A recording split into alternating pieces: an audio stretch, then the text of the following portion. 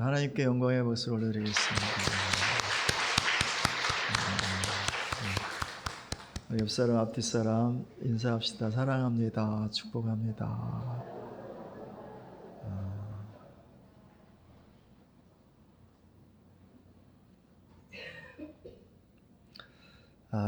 정말 오랜만에 이렇게 뵙는 분들도 계시네요.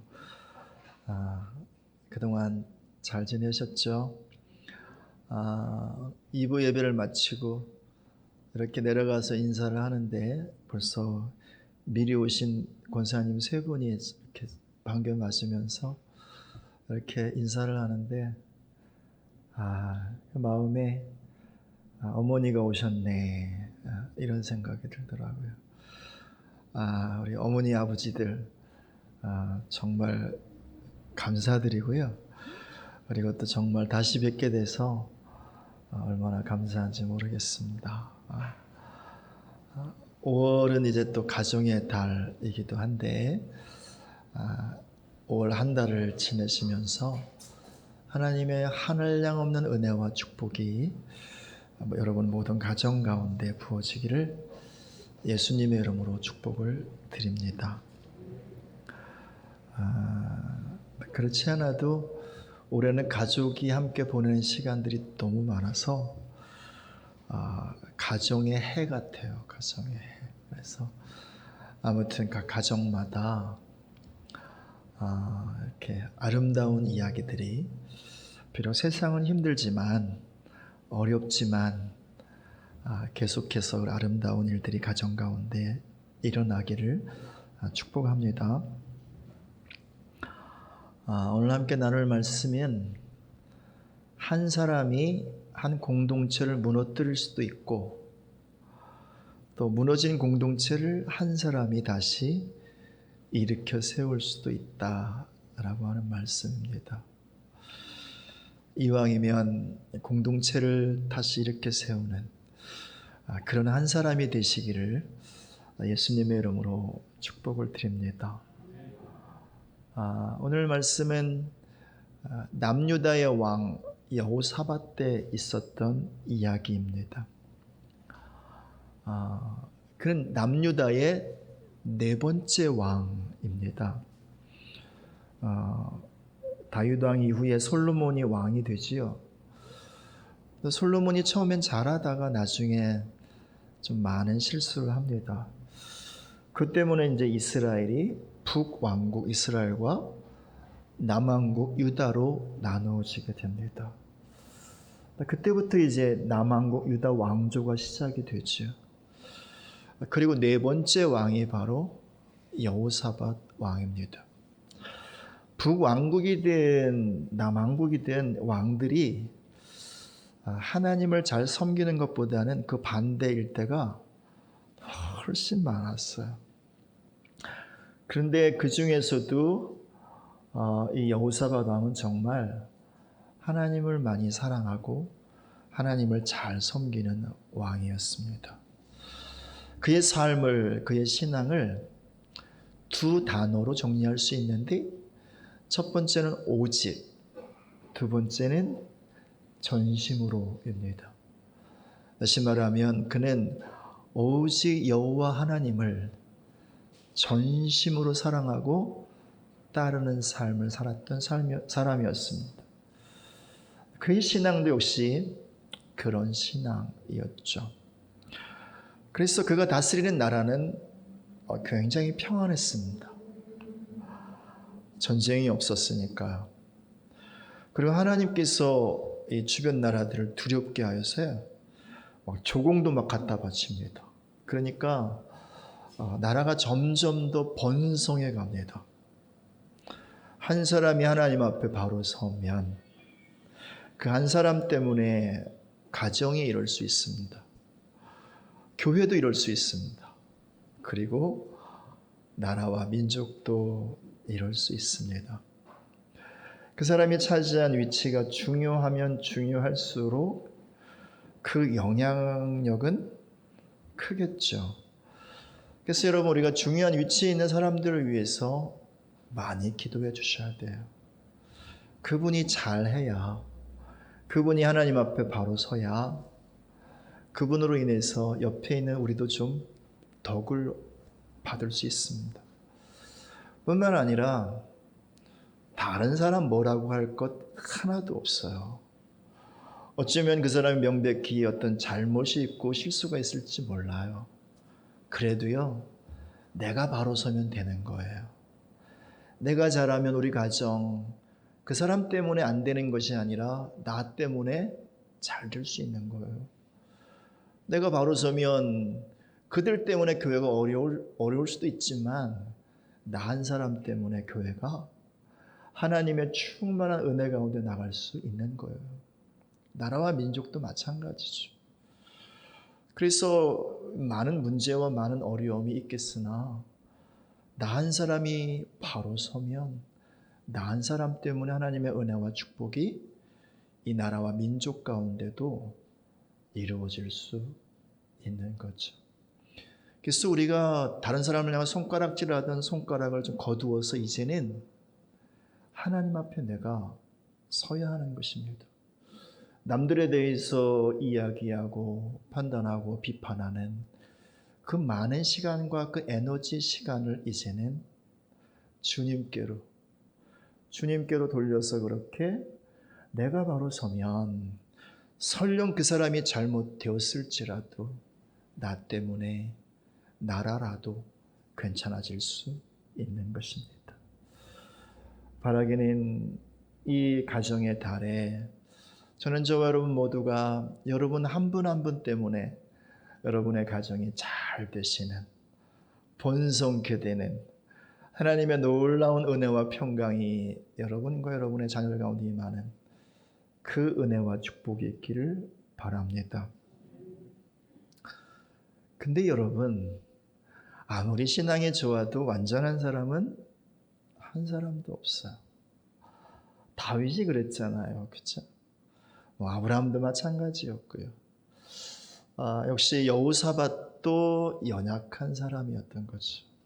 그러니까 정말 하나님을 잘 섬기는 사람이었고 좋은 신앙인이면 명백하였지만 그도 실수가 있고 실패가 있었어요. 그도 죄를 범했단 말입니다. 그의 실수는 무엇이냐면 인간적으로는 이게 뭐 실수일까라고 생각할 그런 이야기일 수 있어요. 왜냐하면 그때 그 당시에 북쪽의 왕이 아합이었거든요. 그래서 그때 그 당시에는 이 왕들이 평화를 위해서, 나라의 평안을 위해서 당연히 다른 나라의 왕들과 평화롭게 지내는 것 필요하죠. 그죠? 그래서 정략 결혼들을 많이 했습니다. 너 아들 줘, 내 딸 줄게. 내 아들, 너 딸 좀 줘, 내 아들에게. 이런 식으로 하면서 이제 왕과 왕이 혹은 나라와 나라가 사돈지간이 됩니다. 연원 관계를 맺는단 말입니다. 그러니까 여러분, 사돈 나라를 칠 수가 없잖아요. 그래서 어쨌든 이런 관계 속에서 평안을 유지하였던 일들이 그때는 아주 일반적이고 자주 있는 일이었죠. 아무튼 여호사밧과 이제 북이스라엘 아합 왕이 사돈지간이 됩니다. 여호사밧의 아들 여호람과 그리고 또 이 아합의 딸 아달랴가 이렇게 이제 결혼을 하게 되죠. 이것을 하나님이 굉장히 힘들어하셨던 것 같아요. 하나님은 정말 마음이 참 불편하셨던 것 같아요. 악인과 함께하는 것, 죄인의 자리에 함께 서는 것, 어쩌면 자신이 적극적으로 죄를 범하는 것이 아닐 수도 있어요. 하지만 적어도 함께 그 자리에 머무는 순간 간접적으로 그가 범하는 것을 함께 범하는 것일 수 있는 거죠. 예를 들자면 도둑질 하는데 어떤 사람은 직접 물건을 갖고 나온 사람이 있는가 하면 어떤 사람은 그냥 망 보는 사람이 있는 거예요. 그렇지? 여러분, 이 하는 일은 다 다르지만 결국은 똑같은 죄를 범하는 거잖아요. 이런 의미에서 악인과 함께하고 죄인과 이런 관계를 맺는 것에 대해서 하나님이 마음이 참 많이 힘드셨어요. 그래서 그의 삶 가운데 이제 이런 문제가 몰려옵니다. 먼저 몰려온 게 뭐냐면, 한 번은 아합의 집에 갔어요. 무슨 일 때문에 갔는지 모르겠지만, 근데 아합이 제안을 합니다. 요즘에 아람, 지금으로 말하면 그 시리아, 저놈들 저거 못 쓰겠어. 이러면서 이제 이 사돈, 나와 함께 저놈들을 공격합시다. 그렇게 제안을 합니다. 이 제안을 거절할 수 없잖아요.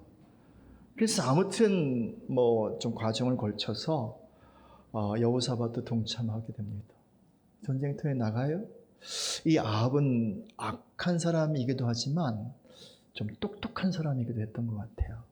그래서 자기는 일반 병사의 옷을 입고 전쟁을 합니다. 그리고 여호사밧에게 왕의 옷을 입히는 거예요. 그럼 전쟁에서는 이 우두머리만 잡으면 끝나는 거잖아요. 그래서 아람 사람들이 우리 한 놈만 죽이자. 그래가지고 여호사밧 왕을 집중 공격을 해요. 그래서 거의 죽을 지경에 이르게 됩니다. 그리고 간신히 거기서 벗어나요. 그리고 돌아왔는데 하나님께 선지자를 보내서 하신 말씀이 있어요. 19장 보십시오. 19장 1절 2절 말씀.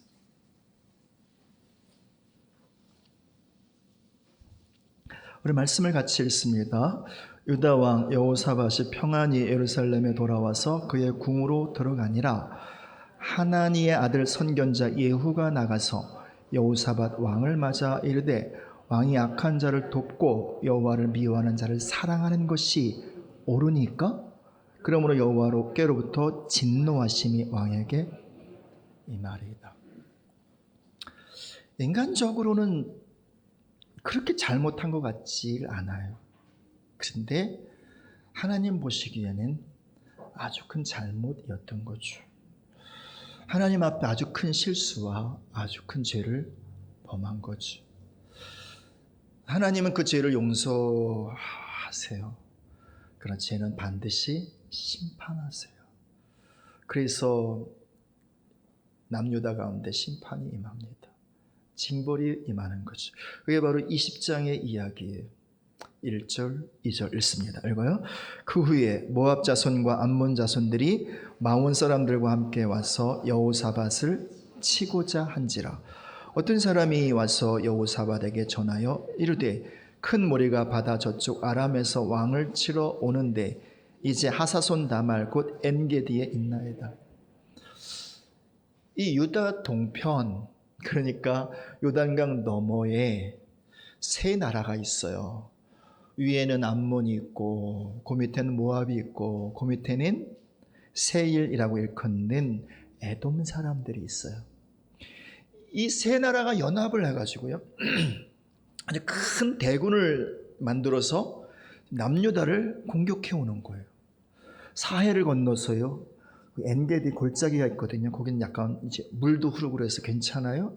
그 골짜기로 쭉 올라오면서 결국 어디로 올라오는 거냐면 예루살렘까지 올라오려고 그렇게 지금 공격해 오는 거란 말입니다. 전쟁이 일어난 거예요. 그렇죠? 무엇인가 해야 되잖아요. 도망갈 수는 없는 노릇이고, 그렇죠? 싸우긴 해야 되겠고. 그런데 보니까 너무 큰 대군인 거예요. 도무지 감당할 수 없는 지금의 그 나라의 자원을 가지고 군대로서는 어떻게 싸울 수 없는 정말 큰 대군이 몰려온 거예요. 그래서 여호사밧 가운데 큰 두려움이 임하고요.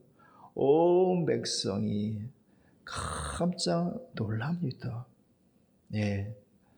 한 사람이 실수하고 한 사람이 죄를 범함으로 한 나라가 어쩌면 무너질 수도 있는, 한 나라가 깨어질 수도 있는 아주 큰 위기에 봉착하게 되는 거죠. 그렇게 여호사밧 잘하다가요, 그 한 번의 실수와 그 한 번의 실패와 그 한 번의 죄로 인해서 자기도 죽을 뻔하고, 뿐만 아니라 본인이 다스리고 통치하는 이 나라 가운데 아주 큰 위기가 몰려옵니다. 하나님의 심판의 손길이 몰려온 거죠. 이 위기의 때 사람들은 그 전에 하던 일을 합니다.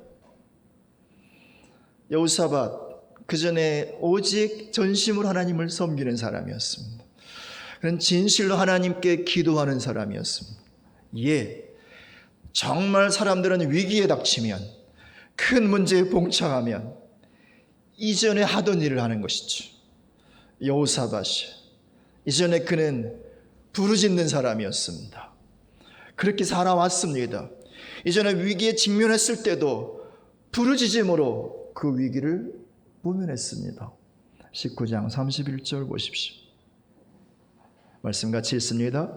병거의 지휘관들이 18장 31절 읽어있습니다. 병거의 지휘관들이 여호사밧을 보고 이르되 이가 이스라엘 왕이라 하고 돌아서서 그와 싸우려 한즉 여호사밧이 소리를 지르매 여호와께서 그를 도우시며 하나님의 그를 감동시키사 그를 떠나가게 하신지. 여호사밧이 소리를 질렀대요. 죽을 지경이니까요. 누구라도 소리를 지릅니다. 뭐 악소리를 지르든지, 그죠? 무슨 와 소리를 지르든지, 그죠? 누구라도 소리를 지릅니다. 향방 없이 단발맛 소리로 그냥 비명을 지르는 거죠. 근데 여기서 소리를 지른다, 이것은 향방 없는 비명이 아니에요. 부르짖음.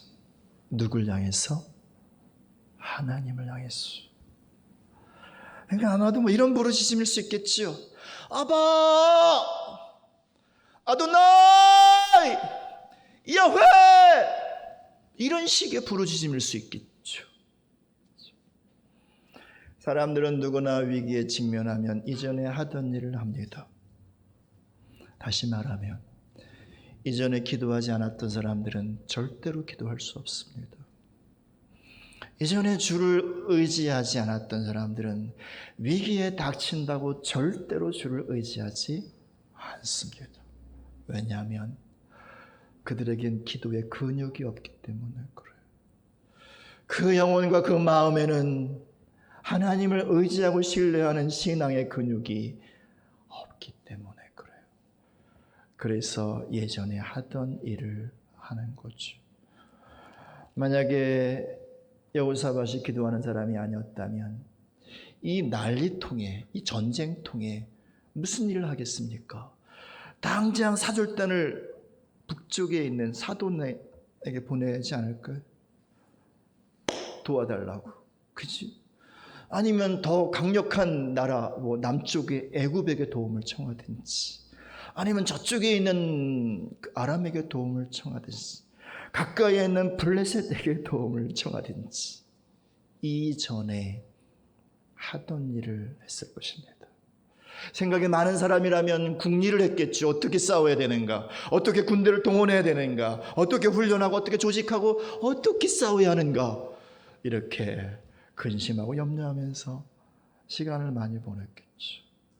그런데 그는 기도의 근육이 있었던 사람, 그는 하나님께 부르짖으며 지금까지 삶을 살아왔던 그런 사람이었기에 이 위기 상황 속에서 여전히 하나님께 부르짖는 자리에 섭니다. 그래서 하나님의 성전들의 무릎을 철푸덕 꿇습니다. 그리고 과거에 솔로몬이 성전을 지어 올려드렸을 때에 그 솔로몬의 기도를 호출합니다. 그는 먼저 이렇게 말합니다. 하나님은 모든 열방을 통치하고 다스리시는 만왕의 왕이십니다. 그 하나님께서 사랑하시는 아브라함을 통해서 우리가 살고 있는 이 땅을 우리에게 기업으로 주셨습니다. 그런데 지금 저들이 그 기업을 빼앗으려고 우리에게 몰려옵니다. 그리고 말씀 보십시오. 9절. 같이 읽습니다. 읽어요. 만일 재앙이나 난리나 견책이나 전염병이나 기근이 우리에게 임하면 주의 이름이 이 성전에 있으니 우리가 이 성전 앞과 주 앞에 서서 이 환난 가운데에서 주께 부르짖은즉 들으시고 구원하시리라 했나이다. 만일 우리가 죄를 지어서 하나님의 마음을 정말 많이 아프게 하여서 하나님께서 우리를 징벌하시고 우리에게 전염병을 보내시고 코로나 바이러스 같은 이런 전염병을 보내시고 많은 기근과 환난을 보내실 때에 하나님의 심판의 때에 누구라도 솔로몬이 이렇게 기도합니다. 단 한 사람이라도 여호와 앞에서 부르짖거든 자크하거든 하나님의 이름을 부르거든 하나님께서 우리의 모든 죄를 사하여 주시고 우리를 회복하여 주십시오. 이 기도를 솔로몬 왕이 드렸거든요. 여호사밧이 그 기도를 그대로 호출해서 하나님 앞에 올려드려요. 그리고 이제 그의 부르짖음을 하나님께 올립니다. 12절 읽습니다. 읽어요. 우리 하나님이여 그들을 징벌하지 아니하시나이까? 우리를 치러오는 이 큰 무리를 우리가 대적할 능력이 없고 어떻게 할 줄도 알지 못하고 오직 주만 바라보나이다. 뭐라고 고백합니까? 하나님, 우리는 감당할 힘이 없어요. 우리는 어떤 자원도 없어요. 어떤 방법도 없어요. 어떤 대안도 없어요. 어떤 길도 없어요. 우린 이렇게 가다가는 끝장이에요. 그래서 우리의 유일한 길은요, 하나님 한 분밖에 없다고요. 우리의 유일한 소망은요, 하나님밖에 없다고요. 그래서 오직 하나님만 바라봅니다. 하나님만 의지합니다. 하늘을 향해서 쫙 아주 부르짖습니다. 사랑하는 여러분, 우리의 기도, 우리의 부르짖음, 우리의 짝크는요, 우리의 문제를 하나님 앞에 합법적으로 위임에 올려드리는 거예요. 다시 말하자면 우리의 모든 문제는 다 하나님의 문제예요. 마치 자녀의 문제는 부모의 문제인 것처럼 말이에요. 자녀의 아픔은 부모의 아픔인 것처럼 말이에요. 우리가 당하고 있는 모든 상황, 모든 문제, 그것이 심판이라 할지라도 어떤 것이라도 이것은 다 아버지의 문제예요. 그런데 말입니다. 공식적으로 합법적으로 아버지의 손에 올려지게 하는 것이 뭐냐면 기도예요. 부르짖으란 말입니다. 그 전에는요, 여전히 내가 붙잡고 있는 거거든요. 내가 책임지려 하고 있는 거거든요. 내가 해결하려고 하고 있는 거거든요. 내 손에 붙잡고 있는 거거든요. 하나님 아버지는 인격적인 분이세요.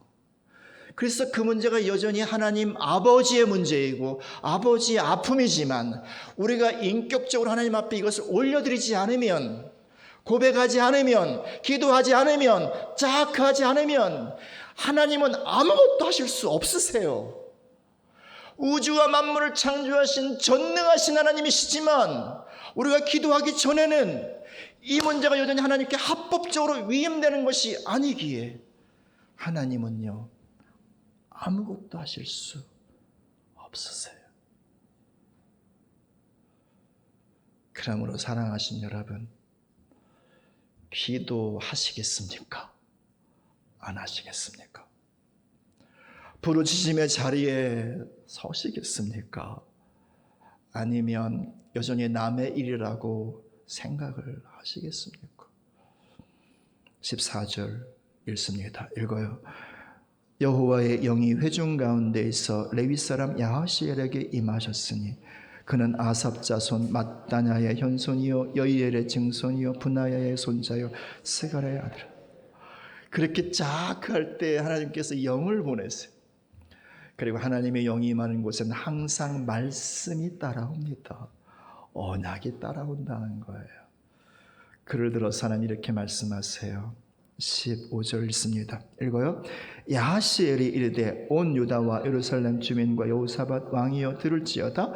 여호와께서 이같이 너희에게 말씀하시기를 너희는 이 큰 무리로 말미암아 두려워하거나 놀라지 말라.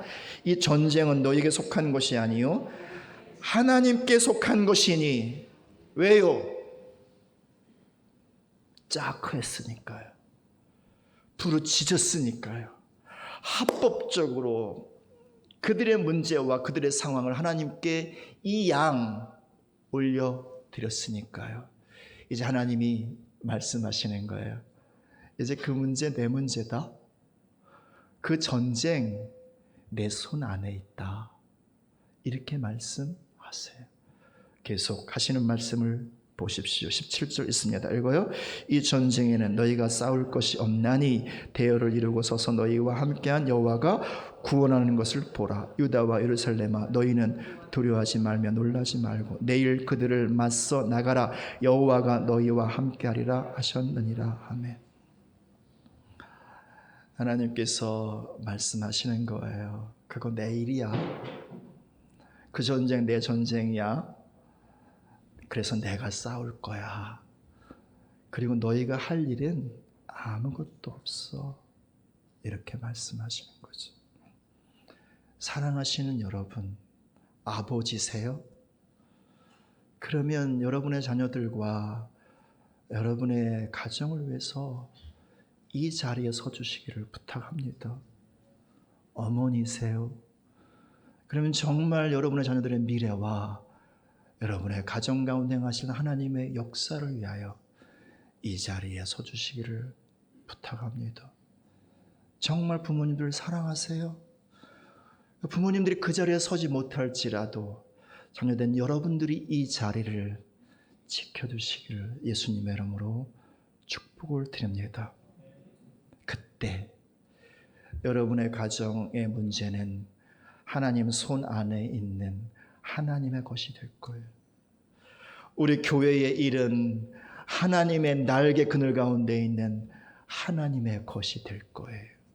더 나가서 우리가 정말 나라와 민족에 대해서도 이렇다 저렇다 말하는 대신에 이제는 이 착하는 자리에 서게 되면 이 나라의 어려움도 문제도 하나님의 손 안에 있는 것이 되는 것입니다. 할렐루야. 자, 그러면 끝입니까? 기도했으니까 이제 됐어. 팔짱 끼고 어떻게 하나 보자. 이러면 끝인가요? 아니에요. 두 번째, 그 다음에 그 역사와 그 일들을 온전히 이루기 위해서 우리가 서야 할 두 번째 자리가 있어요. 20절 읽습니다. 이에 백성들이 아침에 일찍이 일어나서 드고와 들로 나가니라. 나갈 때 여호사밧이 서서 이르되 유다와 예루살렘 주민들아 내 말을 들을지어다. 너희는 너희 하나님 여호와를 신뢰하라. 그리하면 견고히 서리라. 그의 선지자들을 신뢰하라. 그리하면 형통하리라. 역대하 20장 20절. 어쩌면 올 한 해의 주제 성구일 수도 있는 말씀입니다. 그만큼 중요한 말씀일 수 있습니다. 뭐 하라는 거예요? 여호사밧이 모든 백성 앞에 선포합니다. 아멘하라. 아멘하라. 라고 말합니다. 그는 이렇게 말합니다. 여호와를 신뢰하라.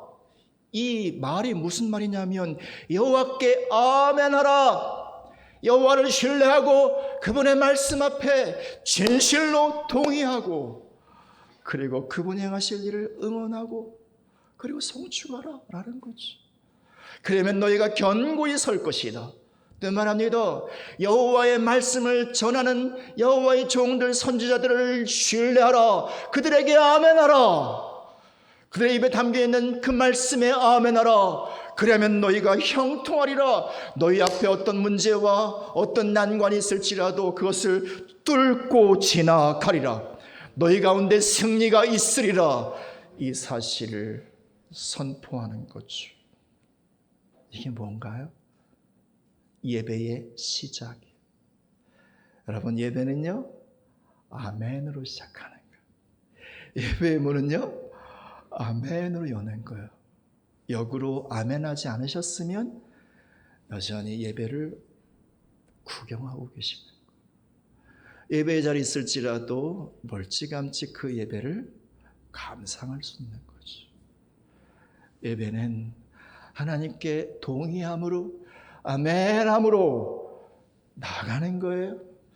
그 종들에게 선포해 주시는 그 말씀에 아멘함으로 나아가는 거예요. 그리고 예배의 핵심적인 자리 21절 있습니다. 읽어요. 백성과 더불어 의논하고 노래하는 자들을 택하여 거룩한 예복을 입고 군대 앞에서 행진하며 여호와를 찬송하여 이르기를 여호와께 감사하세 그의 인자심이 영원하도다 하게 하였더니 아멘. 아멘. 우리가 찬송, 무슨 찬양 이런 것에 대해서 이렇게 생각할 때 많은 종류가 있어요. 어떤 것들은 나 힘들어요 하나님, 나 아파요 하나님, 내 사정과 형편을 아뢰는 것도 있어요. 아니면 나 이제 하나님 제대로 믿을게요. 옛날에는 내가 엉터리로 살았는데 믿음으로 결단합니다. 고백을 올려드리는 것일 수도 있어요. 어떤 것은요, 하나님과 그분의 성품을 그대로 올려드리는 것이 있기도 해요. 궁극적인 진정한 찬양은, 다시 말하면 영원히 남아있을 찬양은 하나님과 그분의 성품에 대해서 속삭여 드리는 거예요. 여기에 나오는 것처럼 여호와께 감사하세 그 여호와 하나님의 인자하심은 영원합니다. 여호와 하나님의 전능하심은 위대합니다. 여호와 하나님의 사랑은 측량할 수 없습니다. 이것이 진정한 찬양인 거죠. 우리 하나님은 이 고백을 정말 듣기를 원하세요. 여러분, 이제 어버이날인데 자식들이 와가지고 이제 매년마다 이런 말 했다 쳐요. 아빠 잘못했어요. 엄마 잘못했어요. 그때 제가 철이 없었어요. 아이고, 내가 왜 이렇게 했는지 모르겠어요. 한두 번은 괜찮아. 한두 번은. 그렇잖아요. 근데 만날 때마다 아빠 잘못했어요. 엄마 잘못했어요. 그러면 나중에는 좀 짜증이 날 거예요. 좀 그만 좀 해라. 똑바로 살면 되지 않겠냐. 또 이런 말 할 수 있겠죠. 아빠, 엄마, 옛날에 내가 참 잘못했는데 이젠 좀 똑바로 살게요. 그래서 결단을 이야기하고 고백을 이야기하고 한두 번은 괜찮지. 그래, 내가 너 응원할게, 기도할게.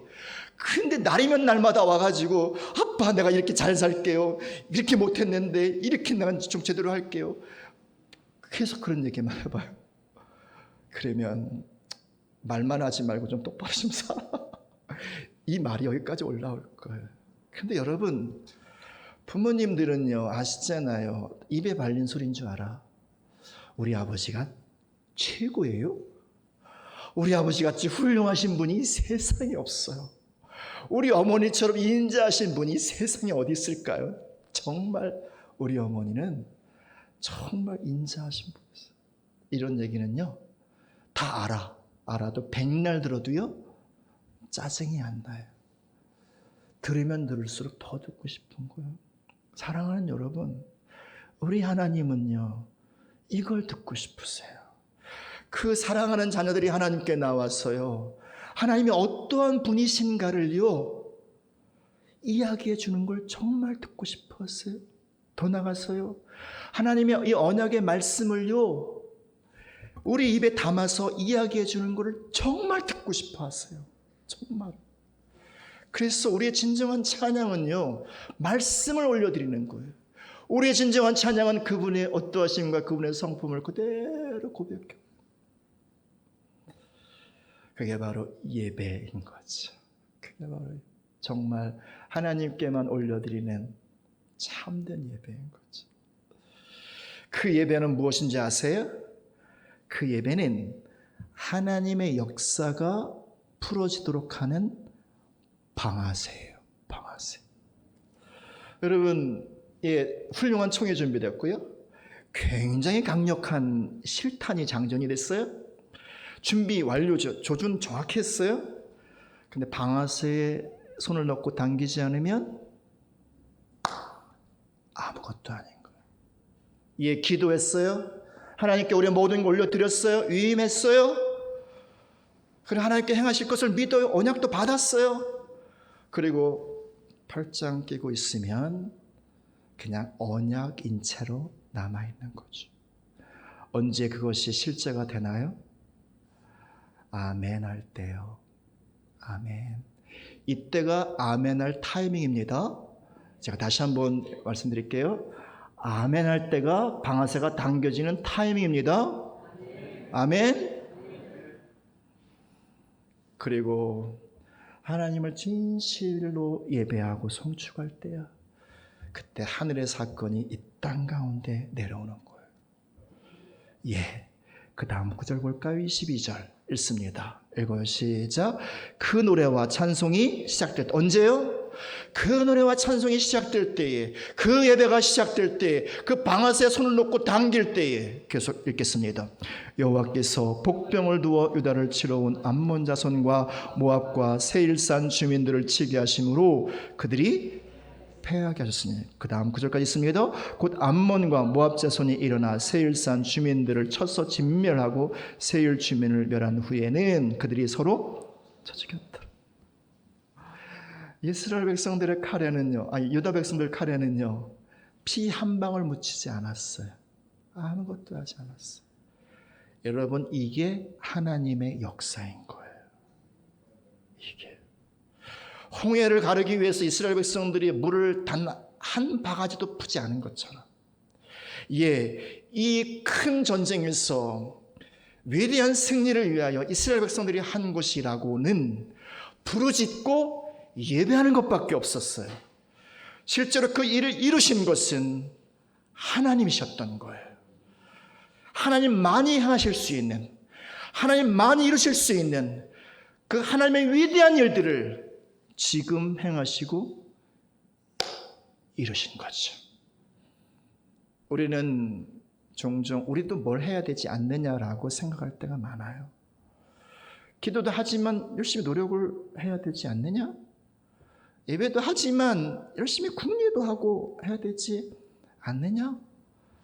그러나 사실은 하나님의 방법보다는 우리의 방법을 사실은 더 많이 신뢰하죠. 우리의 생각과 우리의 계획을 사실은 더 많이 믿죠. 그러니까 우리가 할 수 있는 범위 이상의 일들을 경험하기가 너무 어려운 거죠. 우리가 기대하는 것 이상의 일들이 우리 삶 가운데 이루어지기가 참 힘든 거죠. 여호사밧, 유다 백성들처럼 우리가 할 수 있는 건 아무것도 없어. 주밖에 없어. 전적으로 주께 온전히 올려드리고요, 주님을 전적으로 신뢰하며 아멘하면서 그분을 예배하는 그 자리에 설 때 전적인 하나님의 역사를 보게 되는 거죠. 하나님의 크기만큼, 하나님의 능력만큼 이룰 수 있는 하나님의 역사를 바로 코앞에서 보게 되는 거죠. 사랑하는 여러분, 방아쇠를 잘 당기십시오. 항상 주를 예배하십시오. 어느 곳에서나 주를 예배하십시오. 이건 장소의 문제가 아니잖아요. 기도도 마찬가지고 예배도 마찬가지고, 이건 가정에서도 할 수 있는 것이고요, 직장에서도 할 수 있는 것이고, 일하면서도 할 수 있는 것이고, 심지어 잠을 자면서도요, 우리 영혼은 깨어서 주를 예배하고 기도할 수 있는 것. 우리가 이 자리에 설 때 하나님의 역사가 우리 가정 가운데 들어오시는 거죠. 하나님의 일들이 우리의 자녀들 삶 가운데 펼쳐지는 거죠. 우리의 건축과 우리 교회 가운데 그 영광이 들어오는 것이고, 그리고 이 나라와 민족 가운데도 하나님의 역사하심이 들어오는 거죠. 이 승리가 얼마나 위대했는지 보십시오. 24절 25절 있습니다. 읽어요. 유대 사람이 들망대에 이르러 그 무리를 본즉 땅에 엎드러진 시체들 뿐이요 한 사람도 피한 자가 없는지라. 여호사밧과 그의 백성이 가서 적군의 물건을 탈취할세 본즉 그 가운데 재물과 의복과 보물이 많이 있으므로 각기 탈취하는데 그 물건이 너무 많아 능히 가져갈 수 없을 만큼 많으므로 사흘 동안 것. 여러분, 이 완벽한 승리예요. 24절에서 뭐라고 말해요? 한 사람도 살아남은 자가 없대요. 예, 이 유다 군대가 아무리 위대한 승리를 거둔다 한들 이런 승리를 거둘 수 있나요? 하나님이 하신 거란 말입니다. 하나님. 가장 완전하고 가장 완벽한 승리를 거두는데 전리품을 취하여 가져가는 데만 며칠 걸렸다고 그래요? 3일이요. 얼마나 많았으면. 하루면, 아니 한나절이면 충분하지 않나요? 대충 거두가면 되는 거잖아요. 그렇지 않아요? 또 얼마나 많았는지 전리품을 거두는 데만 3일이 걸렸대요. 3일. 완벽할 뿐만 아니라 그리고 풍성한 승리가 그들 가운데 주어진 거죠. 사흘째 되는 날, 4일째 되는 날 그들이 무엇을 했나 보십시다. 그 다음 구절 읽겠습니다. 26절 읽어요. 넷째 날에 무리가 브라가 골짜기에 모여서 거기서 여호와를 송축한지라. 그러므로 오늘날까지 그곳을 브라가 골짜기라 같더라. 아멘. 넷째 날에 모여서 그들이 하나님을 찬양하는 찬양 집회를 했을 거예요. 그렇죠? 얼마나 감격스러웠을까요? 얼마나 놀라웠을까요? 정말 모든 사람이 덩실덩실 춤을 추면서 하나님의 위대한 승리를 송축하며 하나님께 감사의 찬송을 하루 종일 그렇게 올려드렸음직해요. 그렇죠? 그것도 모자라 예루살렘 성전까지 가면서 찬양하다 성전 안에 들어가서도 찬양을 하네요. 그리고 그 골짜기를 무슨 골짜기라고 그래요?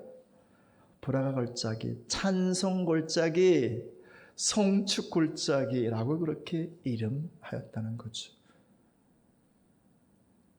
어쩌면 이 골짜기는 아굴 골짜기일 수 있었어요. 다 망하는 골짜기, 다 끝나는 골짜기, 슬픔의 골짜기, 눈물의 골짜기일 수 있었단 말입니다.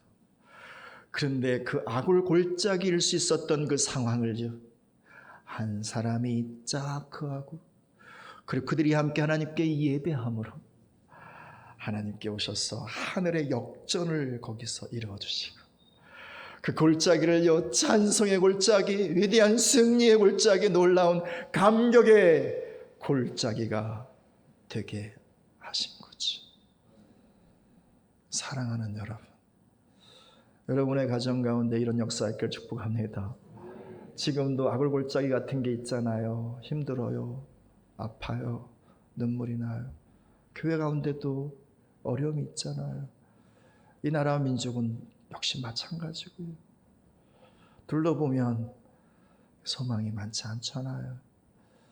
그러나 우리가 정말 짝할 때, 부르짖을 때, 우리가 진실로 그 한 사람이 되어서 아멘하며 주를 진실로 예배할 때, 그때 우리의 삶 가운데 하늘의 역전이 일어나게 될 것이고요. 우리의 삶은 찬송으로 물든 하나님의 영광의 옷자락에 담겨있는 그런 삶이 될 것입니다. 기도하시겠습니다.